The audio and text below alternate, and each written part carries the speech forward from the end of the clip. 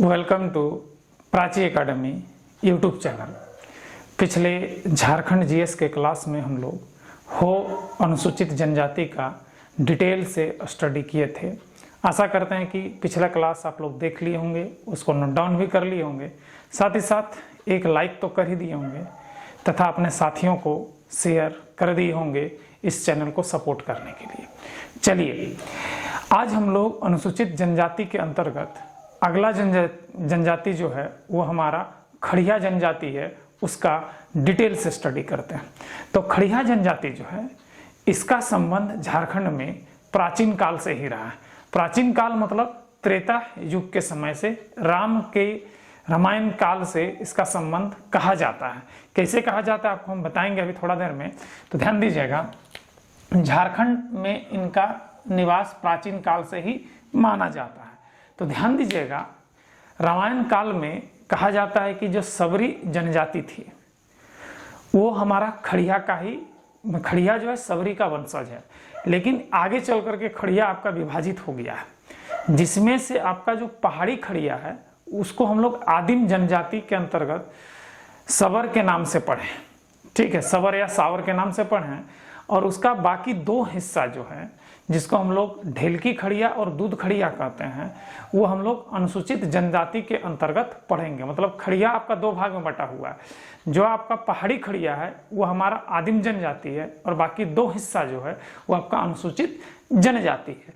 तो ध्यान दीजिएगा, इनका संबंध जो है त्रेता युग के रामायण काल के संबंध समय से माना जाता है और ये लोग खड़िया जनजाति को सबरी का वंशज माना जाता है। तो इनका जो मूल निवास स्थान अगर एक्चुअल में देखा जाए खड़िया जनजाति का, तो इसका मूल निवास स्थान क्या है? मगध और रोहतास क्षेत्र है। ये मगध और रोहतास क्षेत्र से हमारे झारखंड में आए थे। ठीक है, और इनका अगर प्रजाति देखा जाए किसका, खड़िया जनजाति का, तो ये हमारा प्रोटो ऑस्ट्रेलियोड के अंतर्गत आते हैं। किसमें आते हैं हम लोग? प्रोटो ऑस्ट्रेलियोड के अंतर्गत में आते हैं। इनकी भाषा क्या है? तो भाषा हमारा खड़िया मुंडारी है। खड़िया मुंडारी है। ध्यान दीजिएगा, जो मुंडारी है, मुंडा लोग का भाषा क्या है? मुंडारी, जिसको होड़ो जोगर कहते हैं। तो होड़ो जोगर जो था ऑस्ट्रो एशियाटिक भाषा परिवार का भाषा था। होड़ो जोगर यानी मुंडारी जो था ऑस्ट्रो एशियाटिक भाषा परिवार का भाषा था। लेकिन यहाँ पे जो खड़िया मुंडारी है ये ऑस्ट्रिक एशियाटिक भाषा परिवार का भाषा है। कौन? हमारा खड़िया मुंडारी। इस चीज को ध्यान दीजिएगा, जो मुंडारी होगा सिर्फ मुंडारी वो होगा ऑस्ट्रो एशियाटिक, और जो हमारा खड़िया मुंडारी है वो ऑस्ट्रिक एशियाटिक भाषा परिवार। इस चीज को याद रखिएगा, बड़ा ही इंपॉर्टेंट क्वेश्चन है मेरे भाई यहाँ पे। ठीक है, अब ध्यान दीजिएगा, खड़िया जनजाति का जो निवास स्थान है झारखंड में वो हमको गुमला में देखने को मिलेगा, सिंहभूम में, हजारीबाग और मानभूम। मानभूम मतलब धनबाद क्षेत्र को आप कह सकते हैं हमारा। ठीक है, खड़िया का 3 वर्ग है, अभी थोड़ा देर पहले ही आपको बताएं। पहला कौन है? पहाड़ी खड़िया है, दूसरा ढेलकी खड़िया है, तीसरा दूध खड़िया है। ध्यान दीजिएगा, जो प्राचीन काल से बात करते हैं तो हम लोग पहाड़ी खड़िया का बात करते हैं। जो पहाड़ी खड़िया है इसको सबरी जनजाति का, सबरी का वंशज माना गया है, और इसको हम लोग पहाड़ी खड़िया को ही आदिम जनजाति कहते हैं। क्या कहते हैं हम लोग? आदिम जनजाति कहते हैं, जिसको हम लोग सवर जनजाति या सावर जनजाति कहते हैं। और ढेलकी खड़िया और दूध खड़िया खड़िया जनजाति होता है जो शेड्यूल ट्राइब में आता है, अनुसूचित जनजाति में आता है। इस चीज को याद रखिएगा। तो सबसे पिछड़ा खड़िया में अगर कोई है तो सबसे पिछड़ा कौन है? हमारा सबसे पिछड़ा पहाड़ी खड़िया, इसलिए पहाड़ी खड़िया को क्या कहते हैं? आदिम जनजाति कहते हैं। पहाड़ी खड़िया को क्या कहते हैं हम लोग? आदिम जनजाति कहते हैं। और दूध खड़िया और ढेलकी खड़िया को हम लोग अनुसूचित जनजाति कहते हैं, शेड्यूल ट्राइब। ठीक है, अब ध्यान दीजिएगा, जो ये पहाड़ी खड़िया है बिहड़ क्षेत्र में ही रहते हैं। बिहड़ मतलब बहुत घना जंगल के क्षेत्र में रहते हैं। और बिहड़ क्षेत्र का जो हमारा चोटी होगा या उसका ढलान होगा या बिहड़ का जो निचला हिस्सा होता है, ठीक है, तो निचला हिस्सा देखिए तो क्या है? बिहड़ क्षेत्र में पहाड़ की चोटी, ढाल या गिरिपद में, गिरिपद मतलब बिहड़ का जो अंतरिम हिस्सा, जो निचला हिस्सा होता है उसको गिरिपद, गिरि मतलब पहाड़ होता है, पद मतलब निचला। तो पहाड़ का निचला हिस्सा में ये लोग निवास करते हैं। कौन? हमारा पहाड़ी खड़िया। ये हमारा कौन सा जनजाति है? आदिम जनजाति है, जो हमारा सवर जनजाति होता है पहाड़ी खड़िया। ठीक है, तो पहाड़ी खड़िया को हम किस में पढ़े हैं? आदिम जनजाति में। तो एक चीज ध्यान रखिएगा, मैं आपको सबर जनजाति का बहुत सारा डिटेल बताया हूँ, ठीक है। तो जो सबर जनजाति था उसका जो प्रमुख देवता कौन था? सिंहबोंगा था। तो खड़िया का प्रमुख देवता क्या होगा? सिंहबोंगा ही होगा, क्योंकि इसका जो देवता पितर जो भी आपको बताए हैं वो आपको सबर या पहाड़ी खड़िया में आपको, चाहे हिल खड़िया जिसको कहते हैं, ठीक है, हिल खड़िया में डिटेल से आपको बता दिए। तो जो भी देवी देवता बताए हैं वहाँ पर आदिम जनजाति में जो हिल खड़िया या सबर में, वो सारा देवी देवता यहाँ पर फिट बैठ जाएगा खड़िया जनजाति में, क्योंकि इसका एडवांस रूप ही हमारा खड़िया जनजाति है, जो हमारा ढेलकी खड़िया और दूध खड़िया आता है। अब ध्यान दीजिएगा, जो सबसे पिछड़ा जनजाति है पहाड़ी खड़िया, ठीक है, इनका जो जिंदगी का जो स्तर है, लूट लाओ और कूट खाओ की जिंदगी जीते हैं। क्या है? लूट लाओ और कूट खाओ की जिंदगी जीते हैं। लूट लाओ कूट खाओ, इसको याद रखिएगा, लूट लाओ कूट खाओ की जिंदगी जीते हैं। और खड़िया जनजाति में अगर सबसे उन्नत अगर कोई है तो दूध खड़िया है, सबसे समृद्ध कौन है? हमारा दूध खड़िया। सबसे पिछड़ा कौन है? हिल खड़िया यानी पहाड़ी खड़िया है। अब ध्यान दीजिएगा, दूध खड़िया और जो ढेलकी खड़िया होता है दोनों एक ही साथ रहते हैं। ये लोग समाज में एक साथ रहते हैं, लेकिन पहाड़ी खड़िया दूध खड़िया और ढेलकी खड़िया के साथ नहीं रहता। ये सोचने वाली बात है यहाँ पर, ठीक है। अब ध्यान दीजिएगा, इनका जो गोत्र है, बहुत सारे गोत्र हैं, जिसमें से प्रमुख जो गोत्र है वो हमारा कुल्लू है, गुलगू है, जस है, बरलिया है, चाहा है, टेसा है, टोपनो है, टोप्पो है, डुंगडुंग है, मुरू है, भुइया है, बिलुंग है, सोरेंग है, हेमरोम है और बारला भी होता है। बारला नहीं लिखे हैं क्योंकि मेरा एक स्टूडेंट था बारला, ठीक है, बोलता था हमारा गोत्र बारला है, ठीक है, लेकिन वो हमारा कौन था? ढेलकी खड़िया था, ठीक है। उसके फादर हमारे पीओ भी हैं, अभी क्लास भी कर रहे हैं वो हमारे साथ पास, ठीक है। तो एक्चुअली में खड़िया जनजाति से बिलोंग करते हैं, गुमला से हैं वो, लेकिन वो बोले सर हम लोग पहाड़ी खड़िया नहीं है, हम लोग यहाँ ढेलकी खड़िया में आते हैं। तो ढेलकी खड़िया को अनुसूचित जनजाति में रखा है, ठीक है, याद रखिएगा। समगोत्री विवाह वर्जित है, मतलब एक गोत्र में विवाह जो है ये खड़िया जनजाति में क्या है? वर्जित है। अगर सेम गोत्र में विवाह करना है तो विवाह नहीं हो सकता है। विवाह होने के लिए गोत्र अलग होना खड़िया जनजाति में अनिवार्य है। अब ध्यान दीजिएगा, ये लोग जो है सबसे जो पॉपुलर शादी है खड़िया जनजाति में, तो कन्या का मूल्य देकर, जिसको हम लोग वधू मूल्य कहते हैं, ठीक है, तो वधू मूल्य देकर विवाह करने का जो प्रथा है ये बहुत ही प्रचलित है और लोकप्रिय है। तो देखिए, कन्या मूल्य देकर विवाह करने की प्रथा सर्वाधिक मान्य और लोकप्रिय है। इसे हम लोग ओलोदाय या असल विवाह के नाम से जानते हैं। ध्यान दीजिएगा, ओललदाय या असल विवाह के नाम से जानते हैं। उसके अलावे खड़िया जनजाति में विवाह का और प्रकार देखने को मिला है, जैसे कि उघरा उघरी विवाह। इसमें सहपलायन, लड़का और लड़की एक साथ भाग जाएगा, सहपलायन। उघरा उघरी जिसको होता है, समाज का इज्जत को उघार के रख दिया, माँ बाप का इज्जत का कोई फिक्र नहीं किया, कहते हैं हम लोग।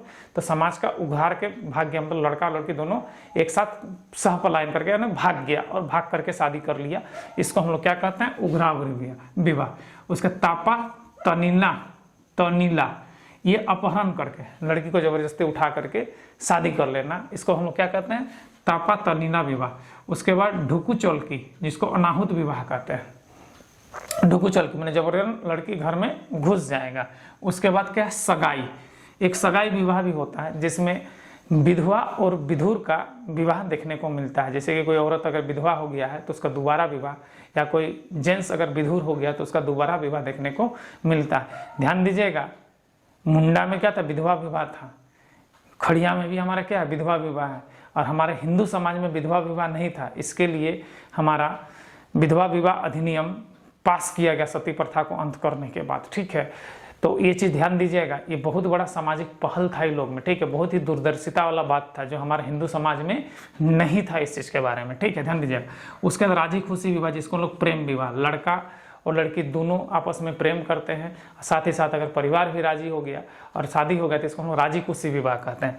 उसके बाद झिंका विवाह, जो सेवा विवाह होता था, ठीक है, सिर्फ सेवा की दृष्टि से विवाह होता था, कोई उसको लालच नहीं रहता था, इसको हम क्या कहते हैं? सेवा विवाह कहते हैं। इन लोग का जो प्रमुख पर्व है, बाबीड है, बंगारी है, कादोलेटा है और नयोदेम ईटीसी बहुत सारा है, लेकिन ये प्रमुख त्यौहार है। क्या है? बाबीड, बगारी, कादोलेटा और नयोदेम। फागु शिकार एक उत्सव है इन लोग का। क्या है? फागु शिकार एक त्यौहार है, ठीक है। इस अवसर पर पाट और बोराम, बोराम मतलब ब्रह्म देव का पूजा करता है ये लोग। साथ ही साथ सारना में पाट और ब्रह्म को खुश करने के लिए सारना स्थल पर लोग मुर्गा का बलि भी चढ़ाता है। ठीक है, क्षमता के आधार पर मुर्गा या तो बकरा का भी बलि चढ़ाता है। आजकल तो बकरा चढ़ाता है, पहले तो मुर्गा चढ़ाता था। ठीक है, पांडरा रंग का लाल जो मुर्गा होता था उसको ये लोग बलि में चढ़ाता था, याद रखिएगा, खड़िया जनजाति में। तो इसको सारना में ये लोग बलि भी चढ़ाता था। अब ध्यान दीजिएगा, बाबीड जो होता है, बाबीड जो त्यौहार ये लोग मनाता है वो बीजारोपण के लिए मनाता है। बीजारोपण के समय जैसे खेत में बीज डालना है तो उससे पहले ये लोग बाबीड त्यौहार मनाता है, जिसको हम लोग क्या कहते हैं, ये मीठ लेना बोलते हैं। जैसे कि धान में पहला जो खेत में बीज डालते हैं तो एक त्यौहार के रूप से मनाया जाता है, जिसको अक्षय तृतीया के दिन खास करके हम लोग, ठीक है, पहला जो पुनः करते हैं, ठीक है, तो उसको हम लोग बीड के नाम से खड़िया लोग बोलता है, हम लोग उसको क्या बोलते हैं, मीठ लेना बोलते हैं। 5 परगना के क्षेत्र में हम लोग इसको कहते हैं धान मीठ लिए रे, आज बीजा डाल दिए। तो ये सार्वजनिक पर्व है, सब एक साथ मिल करके मनाता है बाबीड को। ठीक है, अब ध्यान दीजिएगा, ये बाबीड एक बीजारोपण का पर्व है जो सार्वजनिक रूप से मनाया जाता है। इसके बाद देखें, नया अन्न खाने या नया अनाज खाने, नया धान खाने से पहले, ठीक है, ये लोग एक त्यौहार मनाता है जिसको नयोदेम या धानुआ खियाई पूजा कहते हैं। नयोदेम या धानुआ खियाई पूजा, याद रखिएगा, नयोदेम या धानुआ खियाई पूजा। तो इस पूजा में ये लोग पूर्वज, यह पूजा जो है नयोदेम पूजा जो है, चाहे धानुआ खियाई पूजा, पूर्वज पर समर्पित है। किस पर समर्पित है मेरे भाई, पूर्वज पर।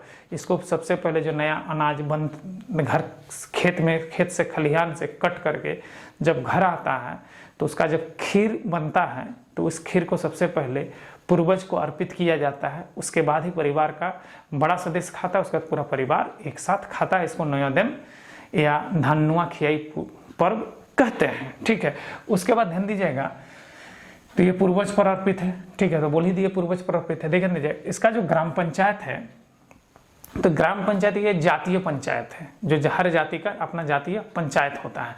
तो इसका जो मुखिया होता है, प्रधान होता है, मुखिया का जो सहायक होता है उसको नेगी कहते हैं। और इसमें जो संदेश भाग होता है उसको हम लोग क्या कहते हैं, गड़ा कहते हैं। तो संदेश भाग को गड़ा, सहायक को नेगी, और जो जातीय पंचायत का हेड होता है उसको हम लोग क्या कहते हैं, प्रधान कहते हैं। अब ध्यान दीजिएगा, पंचायत जो जातीय पंचायत का कार्य सामाजिक रीति रिवाज पर निर्धारित है। जितना भी सामाजिक रीति रिवाज है उस पर ही हमारा जातीय पंचायत क्या है, निर्धारित है। इसके बाद मेरे भाई ध्यान दीजिएगा, उरांव और मुंडा में क्या होता, पढ़ा पंचायत होता था। उरांव और मुंडा में क्या होता था, पढ़ा पंचायत होता था, जिसका हेड कौन होता था, मानकी होता था। तो उसी प्रकार से कई गांव मिल करके, कई गो खड़िया का गांव आपस में मिल करके एक अंतर ग्रामीण पंचायत बनता है ये लोग का, जिसको ये लोग क्या कहता है, ढोकलो या सोहर महासभा कहता है। क्या कहता है, सोहर महासभा कहता है। और इसका हेड कौन होता है, मानकी होता है। इसका भी हेड कौन होता है, हमारा मानकी होता है। इन लोग में, ठीक है, समगोत्र संभोग, मतलब एक ही गोत्र में अगर एक दूसरे से फिजिकल रिलेशंस लड़का और लड़की बना लेता है, ठीक है, तो इसको समगोत्र संभोग कहते हैं। या अवैध यौन संबंध, मतलब कि लड़की अगर राजी नहीं है उसके बाद भी अगर कोई यौन संबंध अगर दूसरा गोत्र वाला से भी बना लेता है, समगोत्र तो है ही है, दूसरा गोत्र वाला के साथ भी अगर लड़का या लड़की दोनों में से कोई एक राजी नहीं है और अगर यौन संबंध बना लेता है, ये सामाजिक अपराध है। साथ ही साथ डायन बिसाही, ये भी एक सामाजिक अपराध है। तो इस कंडीशन में क्या होता है, सामाजिक बहिष्करण होता है। और खास करके इन दोनों में तो सामाजिक बहिष्करण होता है, इसमें अगर भोज भात दे देता है तो फिर से इसको क्या है, समाज में एक्सेप्ट कर लिया जाता है। लेकिन अगर समगोत्री संभोग है तो उसको समाज में एक्सेप्ट नहीं किया जाएगा, उसको समाज से हमेशा के लिए बाहर कर दिया जाता है। लेकिन डायन बिसाही की बात करते हैं, डायन जिसको कहते हैं, ठीक है, तो डायन बिसाही जो होता है ये समाज का सबसे बड़ा शत्रु माना गया है। किसमें, हमारा खड़िया जनजाति में। देखिए, डायन जो होता है ये एक बहुत बड़ा कुरीति बोलिए, चाहे बहुत बड़ा काला जादू टोना जिसको बोलते हैं, काला जादू जिसको कहते हैं, तो डायन लोग काला जादू करती हैं। तो एक्चुअली में बहुत कोई डायन को मानते नहीं, और हमारा संविधान भी इसको नहीं मानता है। कभी संविधान के जो कोई भी मेंबर हैं इसके चक्कर में शायद नहीं पढ़े, इसलिए इसको नहीं मानते हैं। लेकिन एक्चुअली में मेरे भाई डायन जो होता है वाकई में होता है, क्योंकि हम एक बार चक्कर में पड़े हैं, बहुत ही बुरा चक्कर में पड़े, आपको हम बता दे रहे हैं। पहले हम भी नहीं मानते थे, लेकिन जब मैं चक्कर में पड़े तब से मानने लगे। आपको मैं बता दे रहा हूँ कि हमारे ही परिवार में एक मेंबर को एक डिजीज हो गया। दुनिया का सारा डॉक्टर से हार गए, दवा इलाज करा के थक गए, वो बीमारी उतर ही नहीं रहा था शरीर से। उसके बाद कोई हमको बोला कि इतना जब आप कर लिए, 2-2.5 महीना हो गया, दवा सुन ही नहीं रहा है, तो आप क्यों ओझागुनी नहीं करते हैं। अब वाकई में मैंने जब ओझागुनी किया, तुरंत झड़वा के लाया और 10 मिनट में वो बीमारी कहाँ गायब हो गया हमको पता भी नहीं चला, और बच्चा, मेरा परिवार का जो सदस्य था, वो ठीक रहा। तो तब से हम डायन को ही मानते हैं कि ये चीज़ होता है और लाजमी है यहाँ पर, ठीक है। अगर ईश्वर है तो उसका ओपोनेंट जो होता है बुरा आत्मा, जिसको हम लोग बुरा शक्ति कहते हैं, जिसको ईश्वर है, भगवान है, तो शैतान होगा ही होगा। अगर शैतान नहीं है तो भगवान का कोई काम नहीं होगा, फिर मानव भगवान को पूजेगा क्यों। इसलिए ईश्वर ने 2 चीज़ यहाँ पर बनाया है। स्वयं को अगर ईश्वर रखा है तो अपना अपोनेंट हमारा शैतान को तैयार किया है और बीच में मानव को खड़ा कर दिया है कि तुम शैतान की ओर जाओगे कि ईश्वर की ओर जाओगे। ये मानव को चुनने का एक अधिकार दिया है। तो अधिकतर मानव का जो झुकाव रहता है ईश्वर की ओर रहता है, लेकिन कुछ इसमें जो होता है शैतान की ओर झुकाव होता है, जिसको हम लोग डायन का नाम दिए हैं। लेकिन हमारा भारतीय संविधान इसको मान्य नहीं करता है, लेकिन वास्तव में ऐसा होता है क्योंकि इस चीज़ को हमने फेस किया है। तो डायन जो होता है वाकई में, आप लोग भी नहीं मानते होंगे बहुत कोई, ठीक है, पढ़ा रहे हैं तो ये अपना ओपिनियन दिए हैं हम, ठीक है। आप नहीं भी मान सकते, मान भी सकते हैं, ठीक है, क्योंकि किताबी रूप से तो हम लोग डायन को एक सामाजिक कुरीति मान सकते हैं, लेकिन जब फेस करते हैं तो मजबूरन हम लोग को हाँ कहना पड़ता है इस चीज़ को। लेकिन ये तो एक सामाजिक कुरीति है, डायन किसी को भी कह देना ये गलत बात है बिना जाने उसके बारे में। तो यहाँ पर ध्यान दीजिएगा, खड़िया समाज में डायन जो है एक समाज, डायन को समाज का सबसे बड़ा शत्रु माना गया है। और खड़िया जनजाति में, खास करके खड़िया जनजाति में, डायन को शत्रु तो माने ही हैं। और इस कंडीशन में लोग इसको क्या था, समाज बहिष्करण, गांव से बाहर निकाल देता है, गांव में इसको स्थान नहीं देता है। साथ ही साथ बहुत बार ऐसे देखने को मिला है कि खड़िया जनजाति में अगर किसी को पता चल गया कि ये डायन है, बार बार ये परेशान कर रही है, तो उसकी हत्या भी कर दी जाती है। ये एक सबसे बड़ा मतलब कि सोचनीय विषय है खड़िया जनजाति में। और ये जो डायन वाला बात है ना, खड़िया जनजाति में नहीं, लगभग हमारे जितने भी ट्राइबल एरिया है वहाँ पर इस चीज़ को देखने को आपको मिलता है। और लगभग यदि ये कंट्रोल में नहीं आता है, इसको शक हो रहा है, बार बार परेशान कर रहा है, तो जनरली इसकी हत्या हो ही जाती है। और आए दिन हम लोग अखबार में देखते भी हैं कि डायन बिसाही के रूप में उस फल्ला आदमी का हत्या हो गया, फल्ला पुरुष का हत्या हो गया, ये देखने को मिलता है। और ये डायन बिसाही कितना सही है कितना झूठ है ये तो भाई पता नहीं चल पाता है, क्योंकि ये हमारा बुरा शक्ति का असर रहता है। अब बुरा शक्ति जानता है नहीं जानता है तो ईश्वर ही मालिक है, लिखित कोई इसका रूप प्रमाण नहीं रहता है। इसलिए हमारा संविधान जो है अंधा कानून कहें तो लिखित प्रमाण तो है नहीं, तो इसको हम लोग सही तो मान सकते हैं नहीं, क्योंकि डायन बिसाही का कोई लिखित प्रमाण नहीं रहता है कि उसके पास बुरा आत्मा का कंट्रोल है। तो ये हमारा खड़िया जनजाति में जो सबसे बड़ा सामाजिक शत्रु अगर माना गया है तो किसको माना गया है, डायन को माना गया है। तो इस चीज़ को देख लीजिएगा। तो अक्सर यहाँ पर ये चीज़ पूछता है। तो खड़िया जनजाति का जो प्रजाति क्या है हमारा, प्रोटोस्टलियोड है। इसका भाषा क्या है, खड़िया मुंडारी। इसका भाषा जो किस परिवार में आता है, तो ऑस्ट्रिक एशियाटिक भाषा परिवार में आता है। खड़िया का कितना भाग है, तो 3 भाग है। पहाड़ी खड़िया जिसको हम लोग हिल खड़िया कहते हैं, दूसरा हमारा दूध खड़िया है, और तीसरा हमारा ढेल की खड़िया है। जिसमें से सबसे उन्नत कौन है, मैंने हमारा दूध खड़िया है। सबसे पिछड़ा कौन है, हमारा पहाड़ी खड़िया यानी हिल खड़िया है। पहाड़ी खड़िया या हिल खड़िया को आदिम जनजाति का में से उसको सूचित किया गया है कि आदिम जनजाति है। इसी को सबर जनजाति के नाम से या सावर जनजाति के नाम से भी जानते हैं, किसको, हिल खड़िया को जानते हैं। और जो ढेलकी खड़िया है, हिल खड़िया और पहाड़ी खड़िया के बीच का होता है, लेकिन जो हमारा ढेलकी खड़िया है वो क्या होता है, हमारा दूध खड़िया के साथ ही गाँव में निवास करता है। ये बहुत ही उन्नत है। सबसे ज़्यादा उन्नत कौन है, हमारा दूध खड़िया है। तो ये था मेरे भाई इनका, ठीक है। इनमें सबसे जो प्रमुख त्यौहार है वो हमारा क्या है, यहाँ पर देखिए बाबीड है, और हमारा क्या है, ये हमारा बाबीड के साथ साथ हमारा एक त्यौहार है हमारा फागु शिकार, जिसको हम लोग उत्सव के रूप में मनाता है। फागु शिकार में लोग पाट और ब्राह्म का पूजा करता है, लेकिन इन लोग का सर्वोच्च देवता कौन है, सिंह बोंगा है, जो हम लोग सबर में आप लोग को बता चुके हैं। तो इसको आप डिटेल से नोट डाउन कर लीजिएगा और अपने दोस्तों को भी इसको शेयर कर दीजिएगा। आशा करते हैं कि आज का क्लास आप लोगों को अच्छा लगा है। अगर अच्छा लगा है तो यहाँ पर एक लाइक बनता है। साथ ही साथ मेरा वीडियो पाने के लिए इस चैनल को सब्सक्राइब कर ले। जय हिंद।